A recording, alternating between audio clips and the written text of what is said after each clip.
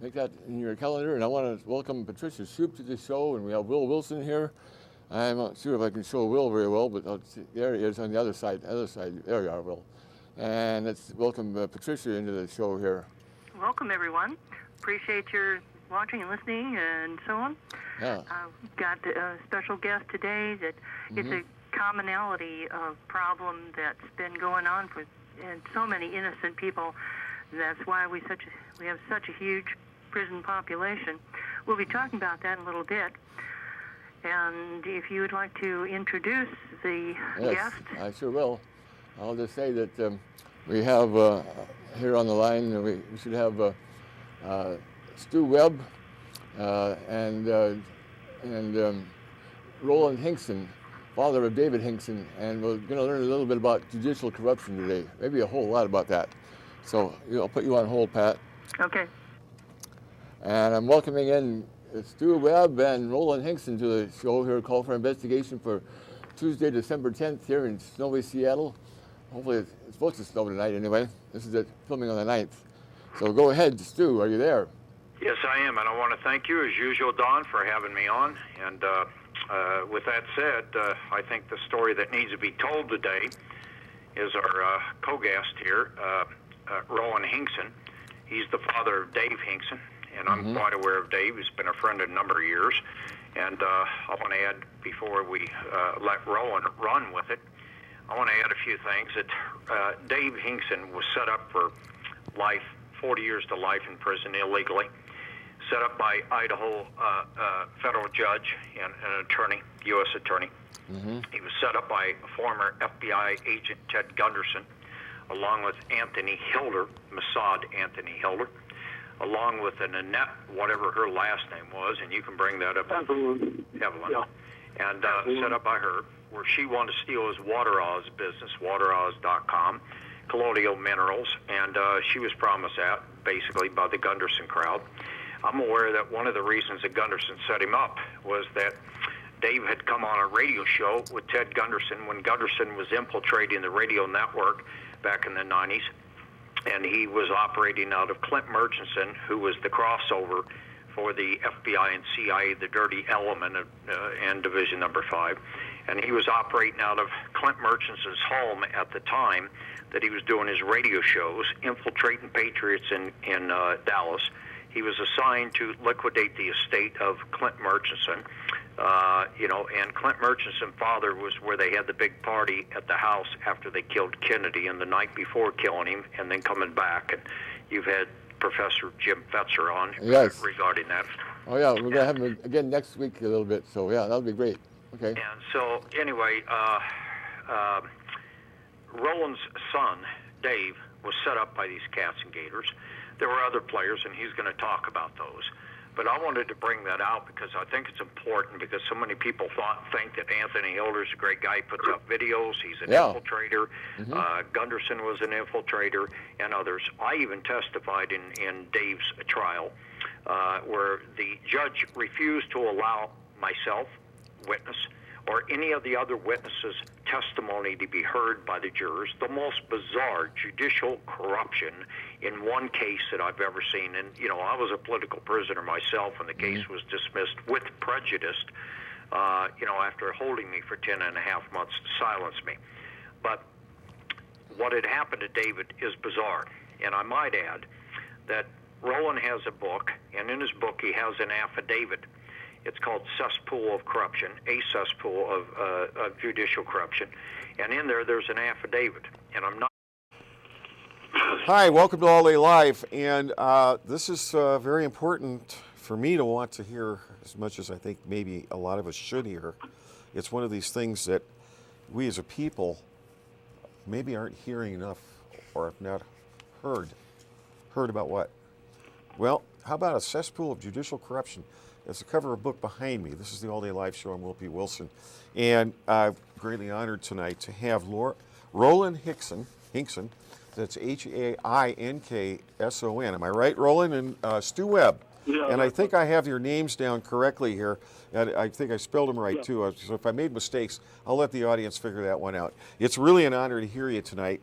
And as we know, I interviewed Paul Pantone, who spent 4.5 years in a prison in Utah for developing and inventing over 600 free energy devices, including the Paul Pantone plasma engine. And then I was going to mention, Roland, to get you up to speed, your son David's not the first time that somebody has been targeted by these guys based on ionic mineral water. And we don't need to get into that because we need to know more about what David's gone through. But Jerry Friedenstein, Fridinstine, Friedenstein, Jerry had been one of the top leaders in the world on radionics, radiesthesia, had just developed a mineral whacker, was the name of it, mineral water, ionically charged and radionically charged, something that most people don't know anything about. And his house had been broken into twice by FBI agents, and all his files and computer equipment were stolen. This is in the late 1980s, early 1990s. Had to go had his cast taken off his foot from breaking a toe, a small bone in his foot, with playing with his grandkids. 1991, his wife Tess Friedenstein gets a call later that day that from the coroner's office that her husband is dead. Now, he only went to have a cast taken off his foot, and then now he's dead. Now she can't get her husband's body back for 9 days, and when she did, it was cremated. Now, there's more, but again, we're tying into the ionic mineral water thing. And Roland, wasn't that what Dave was doing, right? Your son. Yeah, that's right. Water odds. We make no claims of cure because we can't. That would put David in for another 100 years. So we don't do that. Yeah. But what he created was a nano-sized mineral for producing, for taking silver and various other mineral products and reducing them down to the size that the body can absorb immediately. Right. Like I use this kind of a example is you plant a seed and a carrot grows. The carrot draws the minerals and breaks it down into ionic size, and then you eat the carrot and you get the mineral.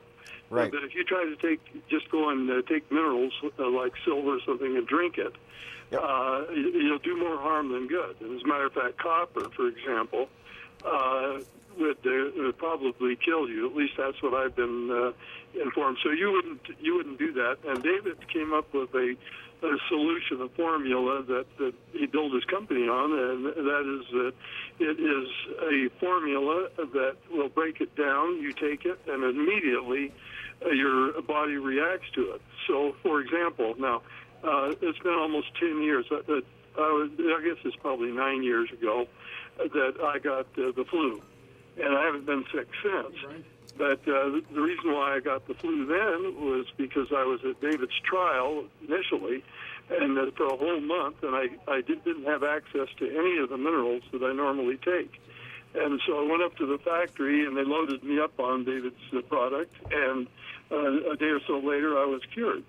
And I was on my way one time to Belize, and I got the flu just before I left, and I was really in bad shape. I loaded up on his stuff and left, and it all disappeared. So I'm not making any claims at all about what the product is or does. All we can do is show what people who have called in from all over the world, saying that whatever you do, don't let them stop having you manufacture and ship us the product. I got calls from as far away as Australia and Ireland and places that I personally the calls were referred to me, but that is David's product. He has a 67,000 square foot factory in Idaho that is nearly deserted now. It's still in business. We're still doing business. Maintain the factory, but no help from the government. They've done everything possible to try to destroy the business. So if that answers that question, then I'll go into another one. Well, I was going to mention, Roland. I'll add something, if I may, for just a real quick. I was anthraxed in 1995, and that was when David was still in business in Las Vegas. And he supplied me free copper, a gallon a week or a gallon every 2 weeks, and silver and some other minerals that I'm telling you, if it hadn't been for that, along with the doxycycline and along with some other thing, an anthrax remover the Hannah's herb shop had, I'd be dead. Well, we've had a lot of people who said the same thing, and I know my daughter-in-law has an uncle that tried everything to get rid of some kind of growth on his leg. And they went from doctor to doctor and tried all kinds of products. And so she thought, well, I don't really know if David's stuff is going to work or not. But she took some of it and put it on his leg, and 2 days later it was completely gone. So, and when, I don't want to get into, I'm not the one to talk to about the medical benefits of water Oz, but you can find it. Anybody can look it up on wateroz.com, and it's spelled WATEROZ, wateroz, one word, .com. And so that's how they would find the product and talk to any of the specialists in there that respond. And we have various people that really understand and know what the product does, and I'm not the one to talk to. Real quick, Roland, I'm glad that you brought this up, and having worked in the area of physics, some people call it heliotropic infrared principles of physics. That means life. There's difference between ions. Some are living, some aren't, based on the principles of organic physics. Dr. Norman Walker taught that in his juicing books, in the Principles of Physics, and Dr. Max Gerson in the means by healing the human body and regenerating it properly. But we'll go into that later. Probably they don't want us to be healthy, obviously, with the thing going on with Monsanto. Crime syndicate, I think we'll start referring to it as the Monsanto crime syndicate. But anyway, what did they do to your son? What happened to David? Give us a quick rundown. Okay. All right. I think maybe the best way to start this and to try to keep it in some kind of a coherent pattern is to take the affidavit of the man who is now general manager of Water Oz and who David hired after they had indicted him. So let me just give you see if they're going to answer some of the questions people would want to know.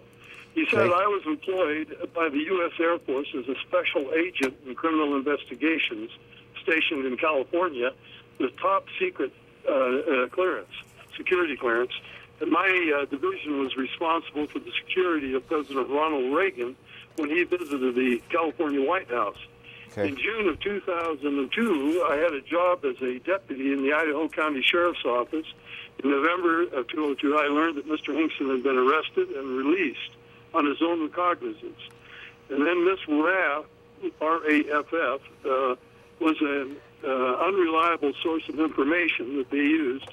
First, she was using her status as a confidential informant to gain immunity from the theft of $6,000 from Mr. Hinkson. Second, her credibility as a witness decreased as it was learned that she had committed several felonies after Mr. Hinkson's arrest, and then she was jailed and then released. And that release was by the FBI. It made the Sheriff's Department of the county release her. I believe that such release was secured at the request of the FBI as a grant of immunity from prosecution because she was a confidential informant against Mr. Hinkson.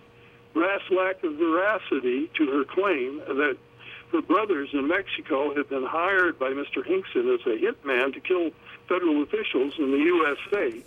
Allegations that her brothers these allegations were unfounded, of course, and the false claims that Mr. Hinkson had hired Mexican murderers to kill federal officials were eventually dropped, only to be replaced by more false claims of murder solicitation by a grudge-holding individual named Elvin Joe Swisher, who had vowed to send Mr. Hinkson to jail for the rest of his life because Mr. Hinkson refused to pay him $10,000.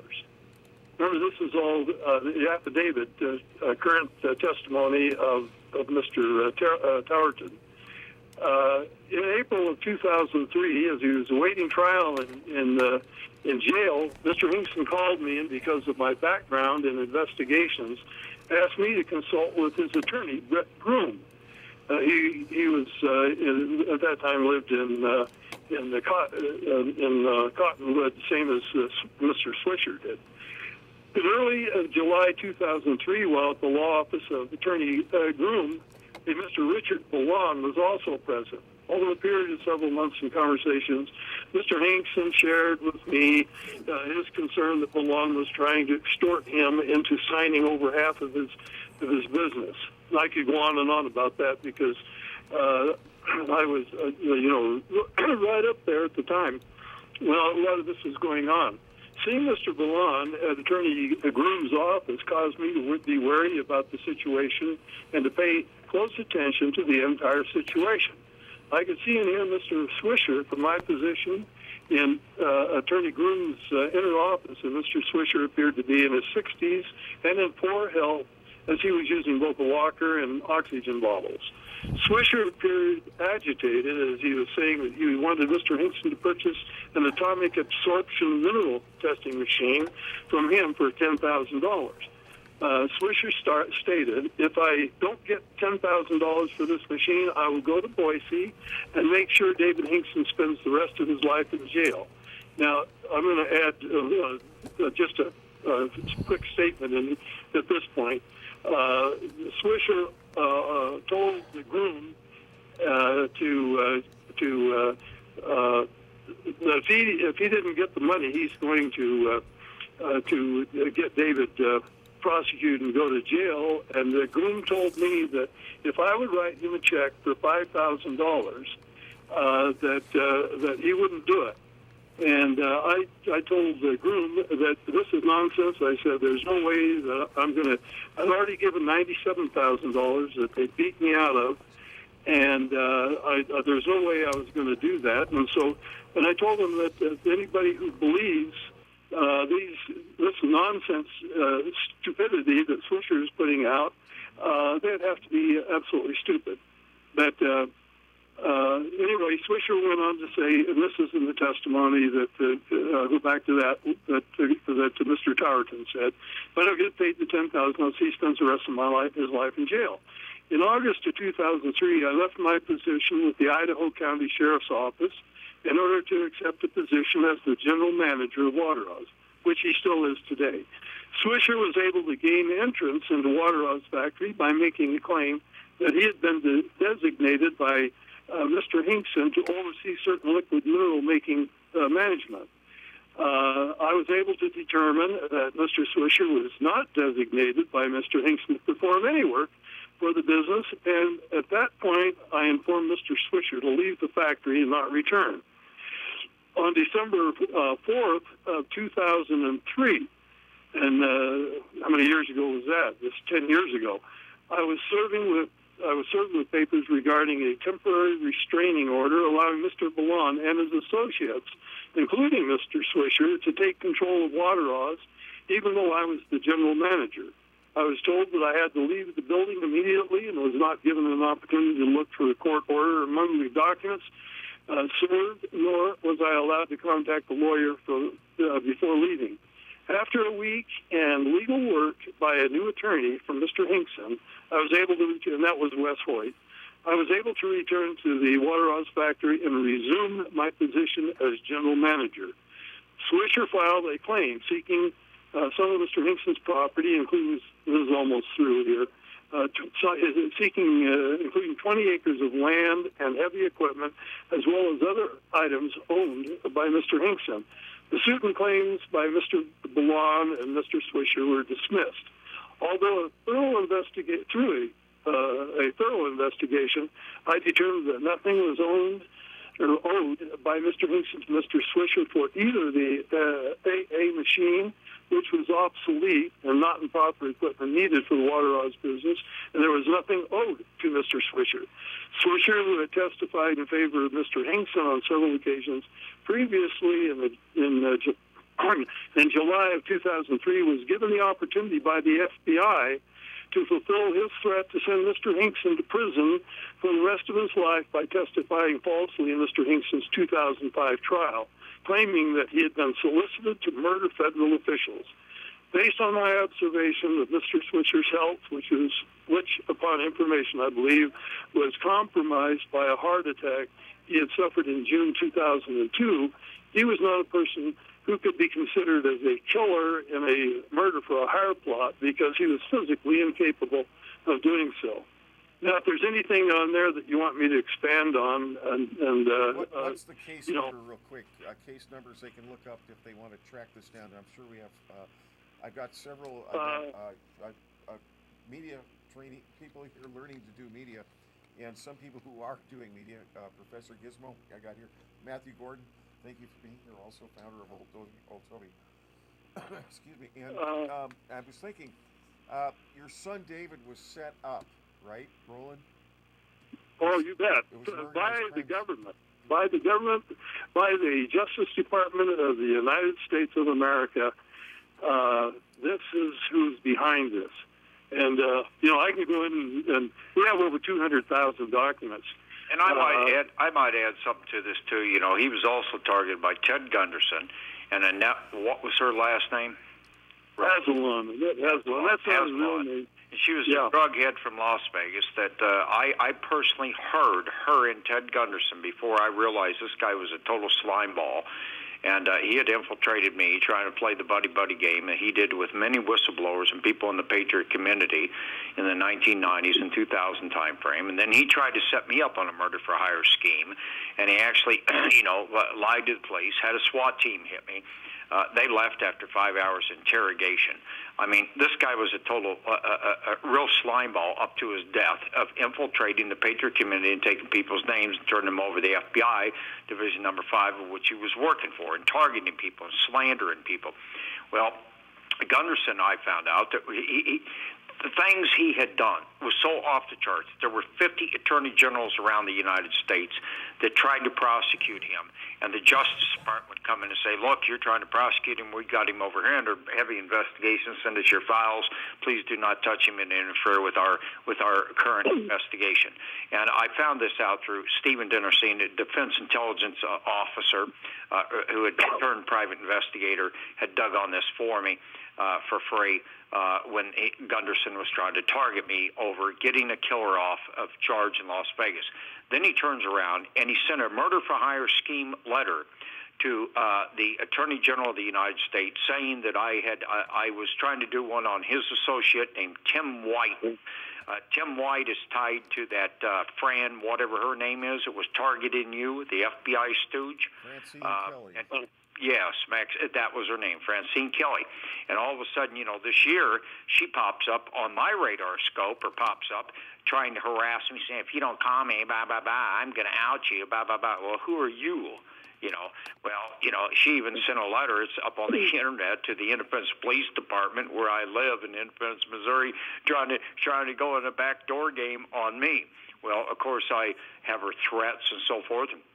I guess there's something that could probably be done, but the point is they're all tied together. They're working for they're COINTELPRO types, working for the FBI, and Gunderson was doing that, and he was running several people. Doug Millar, Anthony Hilder, who's Mossad, was also involved.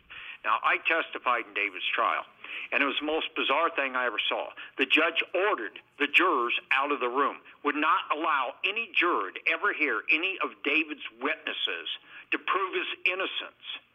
And Gunderson conspired with Annette and said, well, we're going to get his business. We're going to put him in jail. He had a hard-on, excuse the expression, for David. He put David on the air when he had a radio program and was targeting patriots, and he had a radio program for about a year. And Gunderson put David on, and David brought up the fact that there was something that had happened in Pahrump, Nevada, involving Art Bell, the talk show host. And Gunderson had pushed him to do that, and it was something to do with a child molestation case. David didn't know all the facts. He apologized, as Roland said, the next day or the following day on his own program or whatever it was, for even bringing it up. It turned out to be that Art Bell, the radio talk show host, son, had been molested by a school teacher.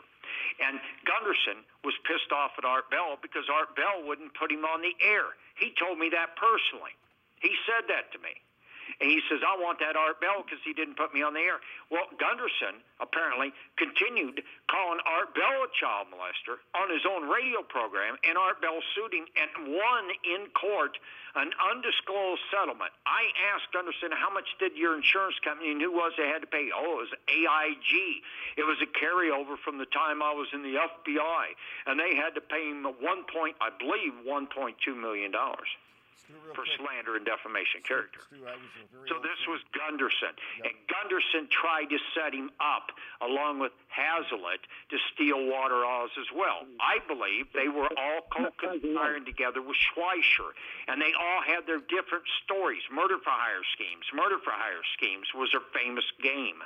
Now, Rick Post was set up and murdered later, but he was set up, and so was a guy that was involved in the Capason by Gunderson, was set up on a murder for hire scheme, and that guy went to jail until he proved his innocence, and he was in there for 4 or 5 years. Stu, real quick, we've only got 5 minutes left for this segment. I have Adriana Kozak. Adriana, do you have a statement, question you want to ask, real quick? She's one of our media associates here. If I can get her in. Not really. I just wanted to continue on and say really fast that I can't hear her. Can she talk a little louder? Go ahead. Can you hear me? Go ahead. Go ahead. She has a statement. Yeah, go ahead. Make a statement real quick. Can you hear me? Can they though? hear you? Talk so they can hear you. Can you hear me? Yes, I can hear you. Okay. So I just wanted to say that when the government starts becoming tyrannical and working against individuals instead of for them, the Declaration of Independence says that it's our right to either abolish it or alter it. And I guess I can read the exact word choice that they chose to use. It says, "We hold these truths to be self-evident that all men are created equal," which means that what they're about to say is true. And all men are created equal, it's pretty much just short for mankind, which is all humans. So they basically go on to say that people are born with certain unalienable rights. You talking to it, okay? And so we have constitutional rights that we should be protected by. And the Declaration of Independence says we can replace them. Yeah, it Our says. Second Amendment, which is guns, is for the purpose of a tyranny, a government, tyrannical government. That's what the purpose of guns is, and the purpose of self-defense. So people are allowed to defend themselves. And to remove them and replace them when they get to the way that they are. But, I brought Roland on here for many reasons to get the story out about David. And I'm not meaning to interrupt the two That's of you. good. But one of the judges involved that's probably the most corrupt of it all in his case, that has done everything to keep this man in jail. He doesn't deserve to be in jail. He didn't do anything wrong. It was the government targeting him along with a bunch of FBI number 5 stooges and all the other stuff. And he's been in jail and it's time to get him out. But you have a judge right there in Seattle. Go ahead and finish out the rest of the time, Roland. Tell him about this Tillman. Is that his name, Tillman? Tolman? No, Tallman. Tell him about this federal judge. Well, he's a liar. Let's start with that. The lying black robe prosecutor that has he's amoral in my opinion. I don't think that he thinks that he's doing anything wrong, because he can lie. He's like our president. He can stand there and tell the biggest falsehoods you've ever heard, and think that nobody's even going to notice. Now, one of the things, for example, that's going on now, and since we only have a few minutes, Sullivan, who is the prosecutor out of Washington, D.C. against David, and Swisher committed a crime while in court. And Tallman covered up Swisher's lies, and he made a ruling based on nonsense that he knew better. He had subpoenaed the records to see whether Swisher was actually had been in the military and whether he had done any of the things that he claimed and testified under oath to. And then he said that it wasn't there. And later, of course, we see that he lied. And the other judges in the appellate court They, except for those that were all part of the political gang, that's all they are, like Judge Bia. Judge Bia, I might mention him also because he was part of the appellate court. Here's a guy who came from Poland to Cuba and lived in Cuba and then came over here and became an appellate court judge in the Ninth Circuit. The more I find out, having been a former director of development for the Christian anti-communism crusade back in the 60s, I'm 84 years old now. I knew that, what communism is, and that's what we're seeing now. And all this is typical. I've uncovered so much fraud and deception, it just makes my head spin, that we are down the road so far now that it is questionable whether the United States of America will survive. And if people just ignore what they're doing to individuals like Ryan Ferguson, who the judge's prosecutor, Crane, what he throws the head of a so-called witness like Swisher with a pack of lies to get a conviction, and then now he got exposed. They made him a judge in the meantime, and Ken Johnson, another one, he sent a man up for 25 years.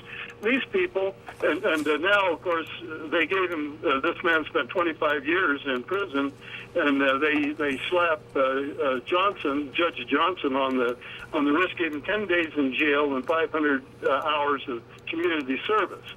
Now, that's the kind of stuff. If you're connected, if you're part of the system, you can commit murder, you can do anything. If you're in their way and you're speaking out, then you're a victim, and they'll come after you one way or the other. I had the FBI come out here and try to get me to say something that would implicate me in a murder for hire going on currently. That they tried to set David up, that we would have had that egg all over their tie, and so they walked away, and I bawled them out. I told them, this disgusts me. When the government will send people like you out here, pay for FBI agents to come out, take an airplane, fly out here and squander the taxpayers' money on nonsense, utter nonsense. And they both looked at their shoes. I said, "Did you read my book?" And one of them said he had. But they come out here on this kind of nonsense, and they looked at their shoes and like guilty, and then they packed up and left.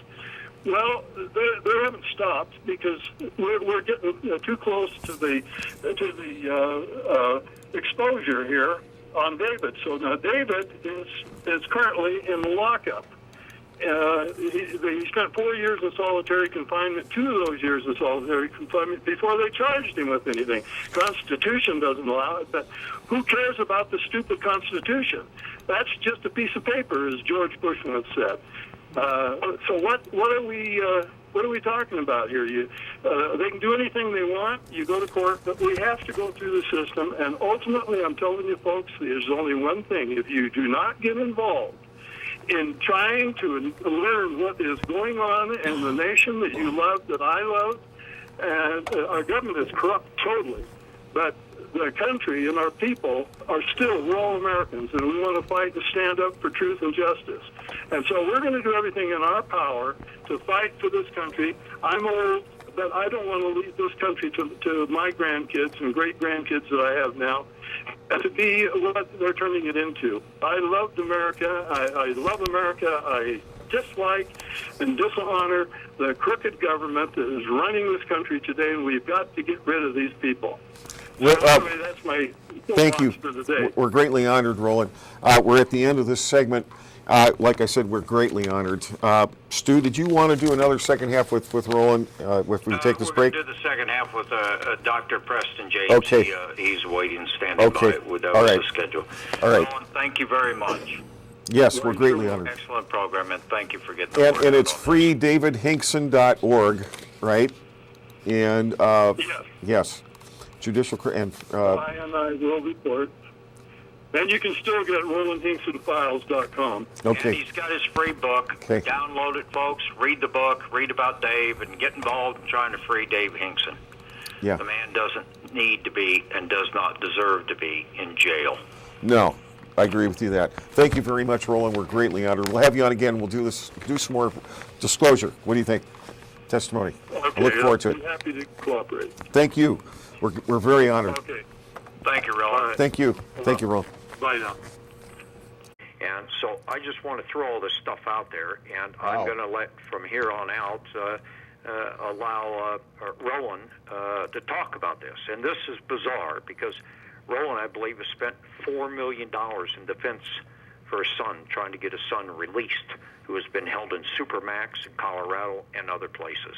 And this man is innocent and needs to be released. With that said, Roland, go ahead. Okay, to be specific, we can talk about the affidavit that Jean Olson had written, and I can tell you a little bit about that. She worked for Gunderson in Las Vegas, and she took a job as she and her husband Will took a job as a legal assistant. She was very a very wise and intelligent individual and capable of doing paralegal work, and actually is familiar with most aspects of criminal law. She worked for Ted Gunderson, and she had overheard something that she believed that Ted Gunderson was a person who is out to correct the fraud and the deception that was going on in the FBI at the time. Ted Gunderson was on the telephone talking to a woman named Nancy Cook, who's an AUSA, assistant U.S. attorney. And she's the one who I'd been told that if we would pay the government $5,000, they would drop the case against David. They didn't have a case to start with, but they were basing this on things that they had picked up from various persons who were at an axe to grind that wanted to get David for various reasons. And it's such a long story that I won't even attempt to get into it. However, Jean Olson, having overheard the name, she was walking, and this is in the book. You can read all the details about this in the book that I wrote called Cesspool, a Cesspool of Judicial Corruption, the David Hinkson story. And the book is free, and you can find it on the INI World Report. .com or freedavidhinkson.org. And so what they did, what she did was essentially she felt that she had been lied to. She paid closer attention, and she continued to every chance that she got to see who is this David that he's talking about. And of course, when it came to court, Nancy Cook denied that she had ever even spoken to Gunderson. Well, all the people who testified against David all came out of Gunderson's camp. Annette Hazelon, who the first I can tell you a little bit about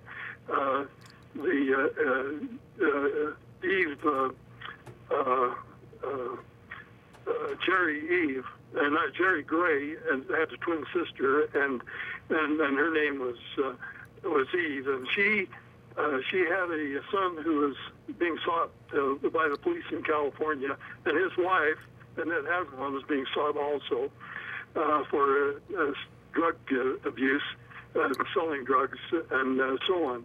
And Hi, it's the AllDayLive show. I'm WillPWilson, and greatly honored that everyone has had a chance to hear from a very honored guest tonight, Roland Hinkson, the father of David Hinkson, who apparently the Judicial Crime Syndicate, basically organized crime syndicate, that means a lot of people working together to ruin people's lives, including a company called Water Oz.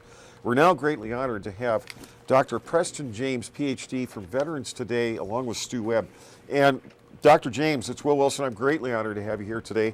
And they can go to Veterans Today .com/author/Jim, right? Correct. Yeah, and we've got you up here on the screen.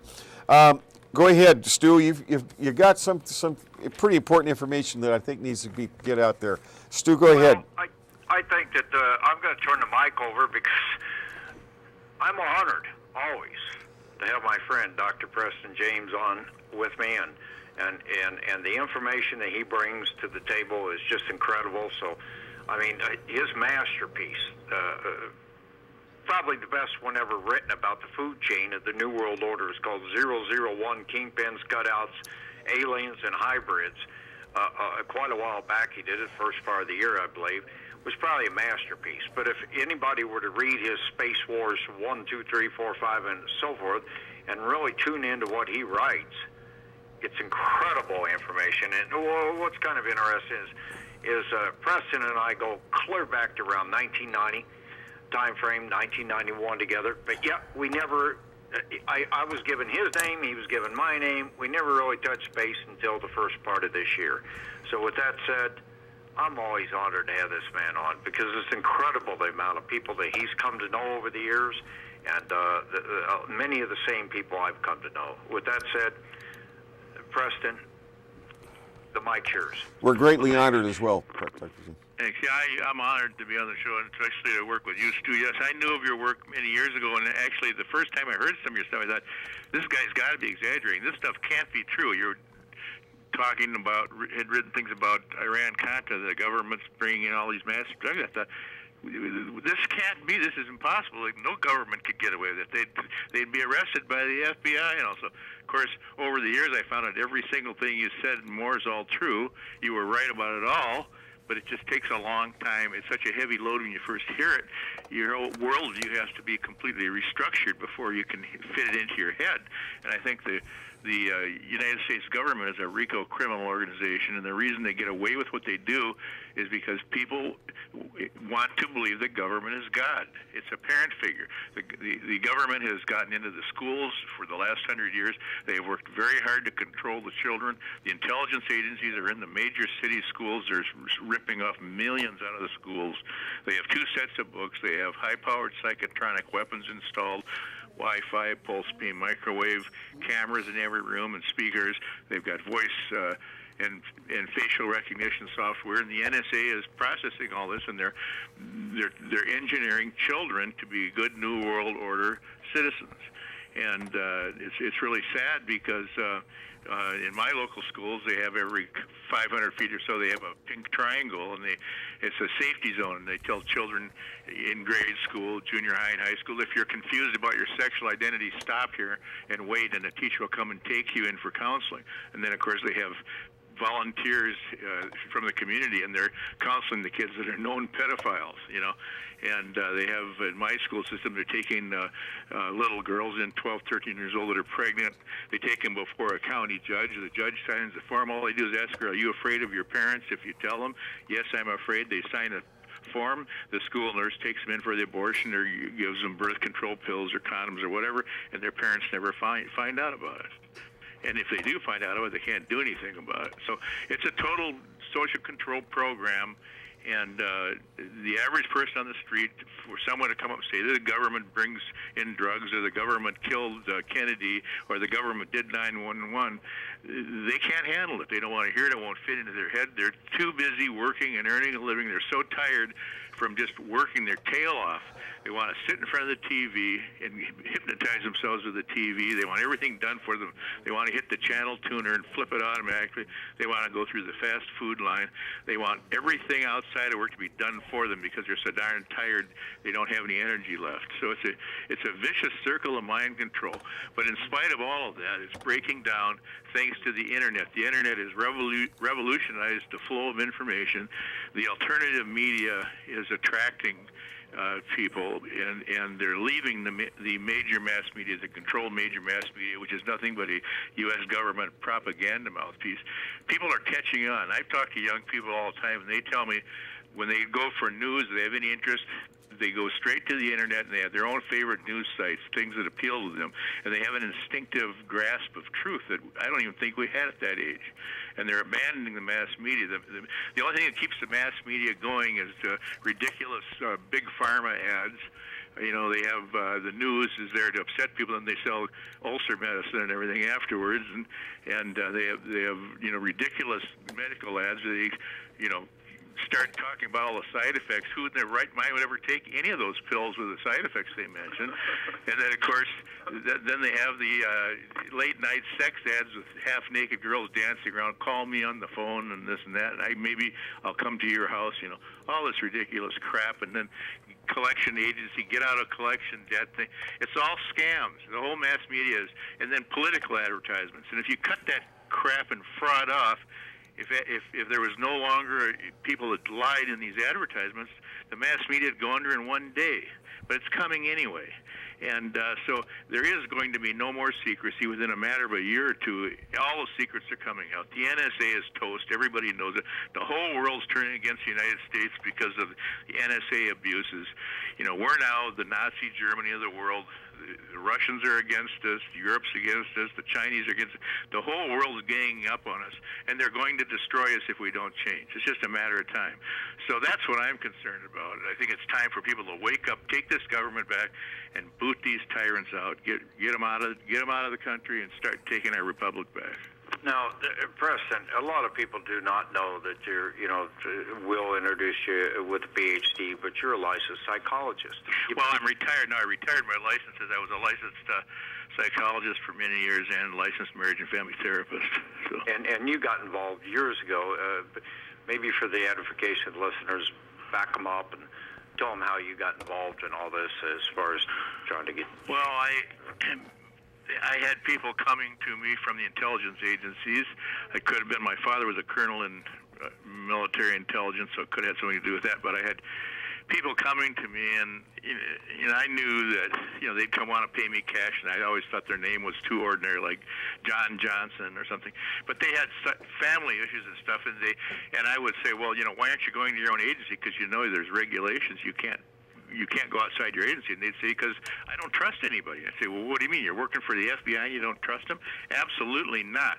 Then they'd tell me all these cases where people that had nervous breakdown or post-traumatic stress from some bad mission overseas, and then they'd put it in their file and they'd punish them, use it, withhold promotions, withhold pay, that they couldn't trust any of these people. And I found that was true of every agency. There wasn't one intelligence agency I ever talked to anybody that had any integrity at all at the top. They would abuse them and manipulate them and do things to them, and there's just no trust there. And I learned quite a bit about people that I had one guy who was an agent in East Germany that would go under the tunnel. He spoke 7 languages. He'd dress up like Russian officers or East German officers, and at the end of the war, he told me that end of the Cold War that all the agents, the Russians and the American agents, were all friends. They figured, we're not killing each other anymore. This is all a big scam. They thought the leaders of both countries were nuts, and they'd drink coffee together and pretend they were spying on each other, but they became part of a big social coffee clique. And so really the Cold War ended with a whimper. That basically nobody wanted to fight anymore. And of course, once the Soviet Union fell, then Russia's been changing quite a bit and becoming more like the West. But this country is in terrible shape economically. We have a phony money system. We have private bankers that have come in and hijacked our country. What we're going through right now is nothing but a replay of the War of 1812 and the Civil War. The British are still trying to replay the Revolutionary War and take us back. And so far, they've not been able to succeed. I think they're going to fail. I think their system's crumbling. I think what they want to do is starve us out, put everybody into the street, and just destroy us economically, and then divide us up, balkanize us up, turn us into Lebanon, and then turn us into Palestine, another Gaza too, and turn us into a big open-air prison camp and start mass murdering us. But I don't think it's going to work because I think people are catching on. Okay, now, Preston, you've done a lot, and you're a Christian, and you have a strong faith in God, And that you've been a target as a result of speaking out. They've poisoned you, and you have kidney problems from this and so forth. Yeah. But you've done these tremendous stories on Space Wars 1, 2, 3, this alien connection, and it's all real. I mean, for the average person, they don't understand this. To verify the stories are true, real quick story that, I had a friend that worked with the aliens, Area 52. Ed Slade, U.S. scientist. He's the one that developed he developed a lot of toys. Yeah, that's true, though. His story is true. That is correct. Yes. Yeah. And so, Ed became a born-again Christian, too. He was a direct descendant from one of the tribes in Israel, and original tribes and so forth. And, he got saved after he left Area 52. And, as he said, I asked him one time, I said, Ed, if you had known that this was the aliens were the fallen angels in the Bible, basic instructions before leaving Earth, would you have ever worked with them? He says, hell no, I wouldn't have worked with them. Still, I wouldn't have done anything for him. He says, I would have tried to destroy him. But you've done tremendous stories on this. And one of the stories you did on this was a particular alien that Bill Clinton, George W. Bush, I believe George Herbert Walker Bush was there too. I'm not sure, but well, they're all there now, meeting with him again.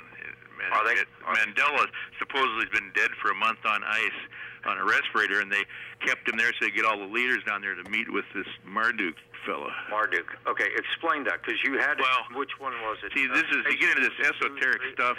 4 or 5, wasn't it? Yeah, this is all self-discrediting stuff. I'm willing to talk about it, but I mean, it's you haven't, the stuff that I've been exposed. A lot of people, the 60% of the American people now believe that aliens are real. They just don't know that they're the fallen angels that we're all fighting. Yeah, the stuff that I've been exposed to, some of it I wouldn't talk about, but I would just say this. I would say that in the top of the intelligence community, you have different security levels, special compartmented levels, or special access programs, and some are unacknowledged programs. They're not even special access; they just don't even exist on paper. They have no budget or anything else, and they're called Beyond Black programs. And it used to be if you worked for one of those and you opened your mouth the wrong way, they'd kill you within 24 hours. The last 2 years, that stopped. People have started talking. So there is a split. There's this community called MJ12, the 12 people that run this, Majesty 12, whatever. It's an international committee. It used to be just the United States, but Nixon changed it and made it international. And these are scientists and top experts of various fields that control this, and they're over any existing government out there, but they're in cahoots. Some of them are in cahoots with these alien beings. Now, there's a split in the MJ12 community. The very top-level people, the old ones, the old wrinkled ones that are ready to die, they believe that these are the gods, that these are from other star systems, and that they're real people, but they're gods too. They're god men, and that if they follow them, they will become god men. And they have these strange relationships with them, and they get their own spirit guides and all these weird things. Okay, then you have the lower level people in NJ12. Some of them believe that these people are demons impersonating aliens. That they really believe they're evil, but they also can't do anything. They don't have the power, but what they have been able to do is create enough dissent in MJ12 where they have all agreed to start letting the truth come out. Plus, there are rumors that the aliens that they're in business with have told them that if they don't inform the people by 2015, they're just going to start landing in public in government areas all over the world. Because apparently they've negotiated some treaty to start. They're terraforming the Earth. That's what all this aerosol spraying is in the air, tons and tons of aluminum and barium. They're trying to change the composition of the Earth, kill off the humans. It's creating massive Alzheimer's, massive problems, and they're trying to terraform it. And apparently they've been negotiating a treaty in Africa to repopulate Africa with a hybrid species. They have underground bases. Dulce is one of them, but they have underground bases where they're doing experiments with joint efforts with human scientists, trying to breed alien-human hybrids, which they've always had. In fact, many people, and I don't know this for sure, but I've been told by experts on the inside that people that run the banking and the various Babylonian black magic systems that go all the way back, the royal family and people like that are already hybrids, and that's why they don't ever want their blood tested, because they already are part Nephilim, part of the fallen angels. But in the Bible, it talks about the fallen angels coming to earth, breeding with earth women, and then God destroying the whole world except for Noah and his family because of it. And they also said they would be back, and I think they're back now. But there's a lot of strange things going on. If most people knew the level with which certain sectors of intel and the government was involved with aliens, it would blow their minds, because they're here, they've got bases, and in these underground bases, they're trying to a lot of these graves and stuff are cloned, but they have no soul. So what they're trying to do is they're working very hard to try to artificially create the soul to put into these new hybrid beings they're creating. The problem is they can't, because the only one that can create a soul is God Almighty, creator of the universe. Dr. James, Stu, this is Will Wilson. We've only got a minute and a half left. Go ahead, give us one last. They can get a hold of you at Veterans Today. We have that in the background, right? Right. Well, I would just say, Stu has exposed all this. And anybody that thinks Stu's full, all you got to do is go and look at the evidence. Stu has written articles on it, and he's exposed. He's the first one to ever fully expose this, and I found that he's 100% accurate. Everything I've checked out that he's written on it. So. Well, I'm not the first to expose it. I think that you've done the best articles, and I give you credit for that, Preston. All right. Well, thanks for having me on, and keep up the good work. Thank you very much. We're greatly honored. Hopefully they'll catch your next article coming up. Of course, we're not supposed to ask, are we? Well, it's always a good one. Yeah. Well, I don't know. Preston's one of my favorite people. All right, vice versa. Okay, we're Thanks for having me on. Keep up the good work. Thank you very much, Dr. James. Appreciate it. Thank you, Stu. Yep, bye now. We're greatly honored for you are both very honorable. Thank you very much for All Day Live watching tonight. Take care. Bye now. Thank you, Dr. James. WillPWilson, All Day Live, and we'll see you next week. Thank you for watching tonight. And get back to everyone that you've heard from tonight, all of us. If there's more information that you want to find out, everything's been in the background. I've showed the internet in the background. Thank you for watching. We'll see you next week. Paid for enough letters to send to all of the electors, all the people who are voting in the Idaho County for the district attorney, and they got a letter stating that he is never to run again. And what he had done is he met with the witnesses, with the jurors during the trial. He was talking to the jurors, and so he was thrown off the case, and that's the reason why the Supreme Court said that he cannot run again as a district attorney. So here he did, and David sent the letter, and he was favored 2 to 1. 2/3 of the people were going to be voting for Dennis Albers. Well, after David's letter arrived, it was 2 days before election, it reversed, and he was thrown out of office, and he lost, I think it was $60,000 a year income for the rest of his life. This is the last time he was going to run it, so he was bitter.